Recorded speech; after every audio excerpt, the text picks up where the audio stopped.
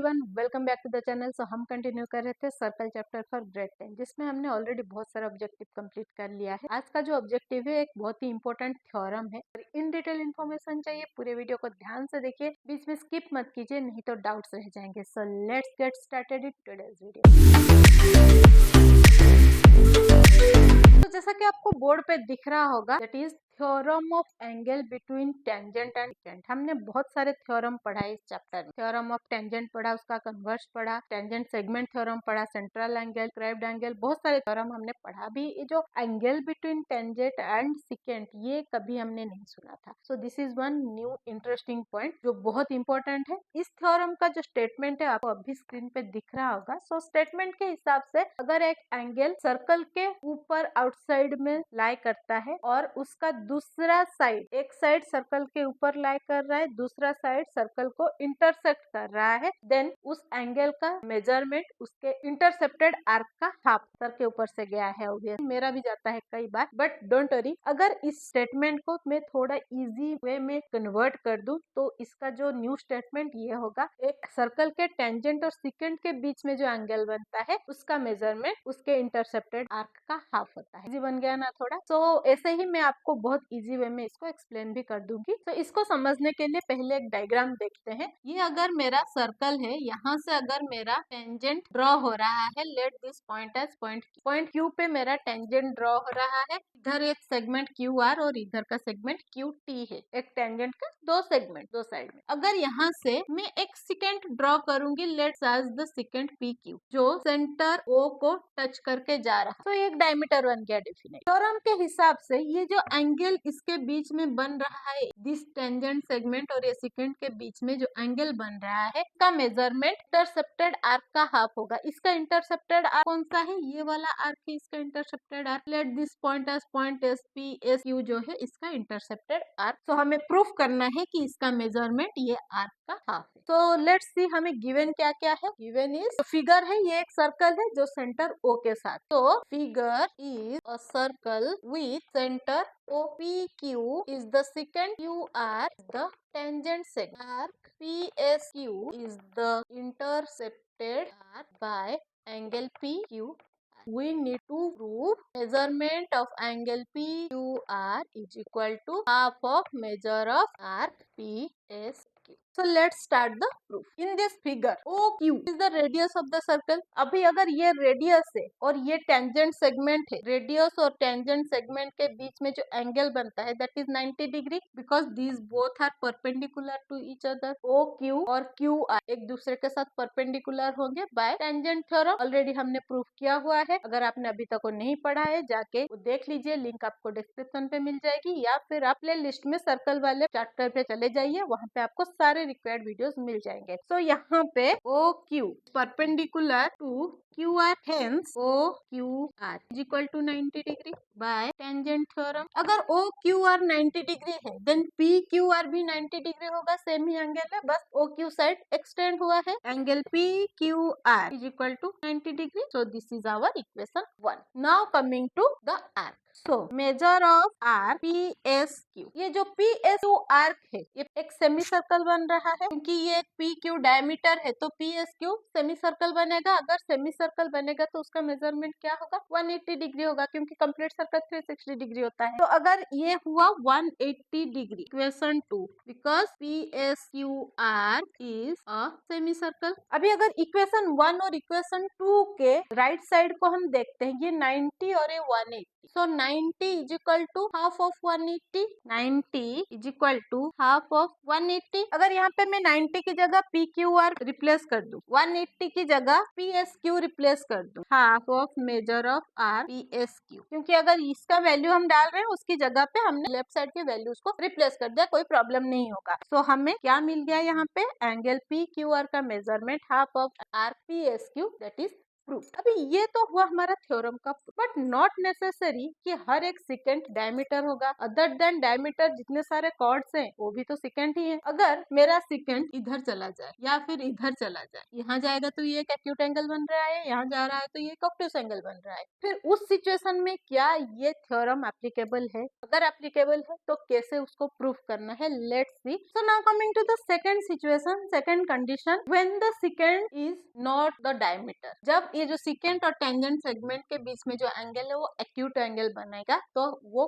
कैसे प्रूफ होगा? तो यहाँ पे जो O है सेंटर, वो सेकेंड के ऊपर नहीं है, सेकेंड के बाहर है, आउटसाइड द सेकेंड। तो यहाँ पे हमें एक छोटा सा कंस्ट्रक्शन करना है। क्या? हमें OQ और OP को जोड़। OQ OP क्या है? यहाँ पे radius of the circle. Obviously centre से सर्कमफेरेंस को टच कर रहा है तो रेडियस है। Construction join OQ and OP। OQ और OP radius of the same circle, तो दोनों के मेजरमेंट इक्वल होंगे। So OP is equal to OQ radii of similar circle. अभी यहाँ पे हमें POQ एक ट्रायंगल दिख रहा है जिसमें ऑलरेडी हमें पता चल गया है कि OQ OP सिमिलर है, वो एक आइसोस्केलेस ट्रायंगल बन गया। So triangle POQ is an isosceles triangle. अगर आइसोस्केलेस ट्रायंगल है तो ये जो एंगल्स हैं, opposite angles of similar sides, equal होंगे आइसोस्केलेस ट्रायंगल के थ्योरम के हिसाब से। ऑलरेडी ये सब की डिटेल वीडियो हमारे चैनल में अपलोडेड है, आप प्लेलिस्ट में जाइए, ट्रायंगल वाले चैप्टर में आपको मिल जाएगा। Measurement of OPQ is equal to measurement of OQP,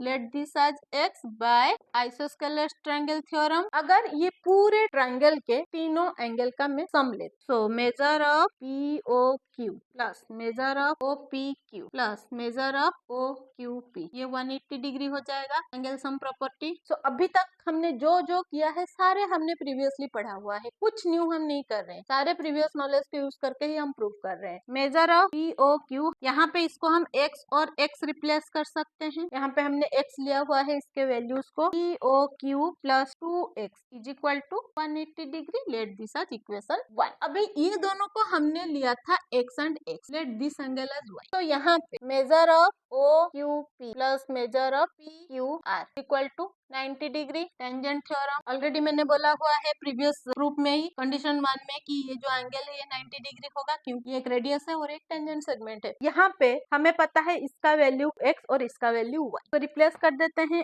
x plus y is equal to 90 degree. अभी अगर ये पूरे इक्वेशन को हम 2 से मल्टीप्लाई कर देते हैं तो क्या हो जाएगा? Multiplying both sides with 2, so हो जाएगा 2x plus 2y is equal to 180 degree. x के साथ 2 मल्टीप्लाई किया, y के साथ 2 मल्टीप्लाई किया, 90 के साथ 2 मल्टीप्लाई किया, ये मिला हमें equation 2।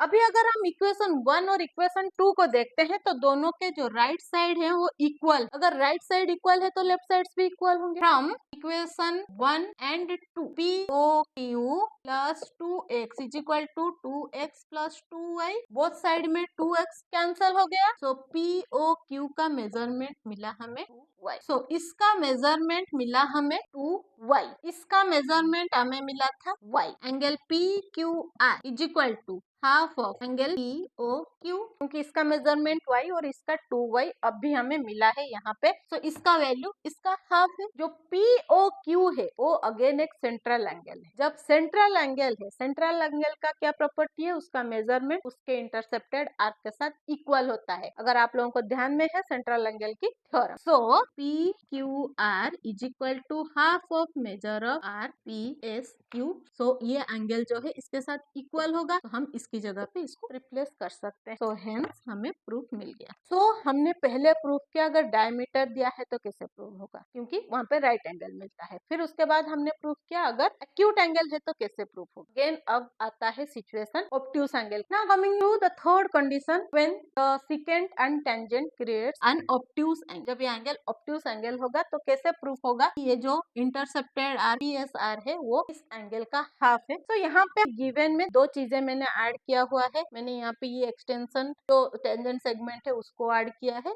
With this minor arc. अभी मेजर आर्क और minor arc details already basics वाले वीडियो में है जो आपको प्रीवियस वीडियोस में मिल जाएगा। कमिंग टू द प्रूफ, तो यहाँ पे अगर मैं क्यू टी को देख, Q T is the opposite tangent segment of Q R, so Q T is the opposite tangent segment of Q R. तो अभी अगर ये दोनों जो टेंजेंट सेगमेंट है एक दूसरे के ऑपोजिट है तो ये जो एंगल बनेगा ये एक एक्यूट एंगल बनेगा, पी क्यू टी एक एक्यूट एंगल बनेगा। So P Q T equal to half of measure of R P M Q. ये अगर एक्यूट एंगल है तो इसका मेजरमेंट ये जो minor arc P M Q उसका हाफ होगा। जस्ट हमने प्रूफ किया, प्रूव्ड प्रीवियसली। अगर मैं ये एंगल और ये एंगल को देख तो ये दोनों एंगल लीनियर पेयर एंगल्स है, तो ये दोनों का मेजरमेंट क्या होगा, 180 डिग्री होगा sum. So P Q T plus measure of P Q R equal to 180 degree linear pair angle. अगर यहाँ पे मुझे पी क्यू टी का मेजरमेंट निकालना है तो 180 minus P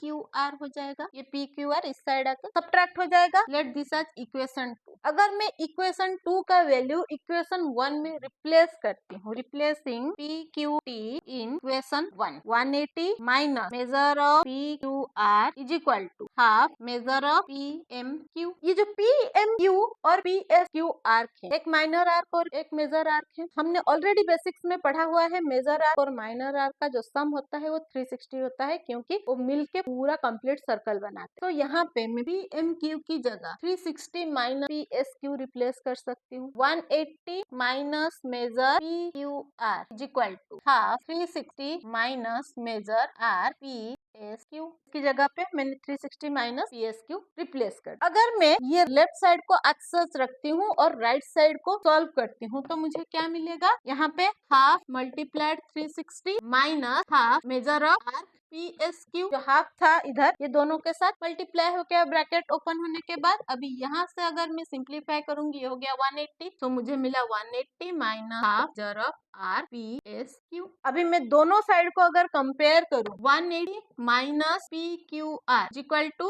180 minus half measure R P S Q. दोनों साइड से 180 180 कैंसिल हो जाएगा। अभी दोनों साइड में एक एक एलिमेंट है तो माइनस माइनस भी कैंसिल हो जाएगा। सो हमारे पास बचा क्या, measure of P Q R is equal to half measure of R P S Q. Hence proved. So हमने यहाँ पे 3 कंडीशन देखा जहाँ पे डायमीटर के साथ 90 डिग्री क्रिएट हो रहा था, राइट एंगल क्रिएट हो रहा था, जहाँ पे सेकेंट और टेंजेंट के बीच में एक्यूट एंगल क्रिएट हो रहा था, और थर्ड कंडीशन में सेकेंट और टेंजेंट के बीच में ऑब्ट्यूस एंगल क्रिएट हो रहा था। तो तीनों कंडीशन में हमने थ्योरम को प्रूव किया और ये कंक्लूजन मिला हमें कि ये जो थ्योरम है तीनों कंडीशन में एप्लीकेबल होता है। आई होप ये जो थ्योरम है ये आपको समझ में आया है। ये था वीडियो का एक पार्ट जिसमें हमने थ्योरम को प्रूव किया। इसका जो सेकेंड पार्ट आएगा वीडियो का उसमें हम इसका कन्वर्स डिस्कस करेंगे और एक स्टेटमेंट इसके बेसिस पे डिस्कस करेंगे और इसका एप्लीकेशन क्वेश्चन सॉल्व करेंगे। आप थ्योरम को यूज करके कोई भी क्वेश्चन सॉल्व करने की कोशिश कीजिए, डेफिनेटली आपको प्रॉपर आंसर मिलेगा। अगर फिर भी आपको किसी पर्टिकुलर सिचुएशन में डाउट आ रहा है कमेंट सेक्शन में लिखिए, मैं उसका क्लैरिफिकेशन आप लोगों के लिए लेके आऊंगी। नहीं तो आपको नेक्स्ट वीडियो में इसका क्लैरिफिकेशन ऐसे भी मिल जाएगा। तो ऐसे ही इंटरेस्टिंग मजेदार वीडियोस के लिए, थ्योरम प्रूफ्स के लिए बने रहिए मेरे साथ। Stay tuned with Next Gen Math. पर जाने से पहले अगर यूट्यूब से देख रहे हैं चैनल में नए हैं देन चैनल को सब्सक्राइब कर लीजिए। अगर फेसबुक से देख रहे हैं पेज को फॉलो कर लीजिए, लाइक शेयर करते रहिए ताकि बाकी लोगों को हेल्प होता रहे। मिलते हैं और एक इंटरेस्टिंग मजेदार सोल्यूशन के वीडियो के साथ। Till then bye bye.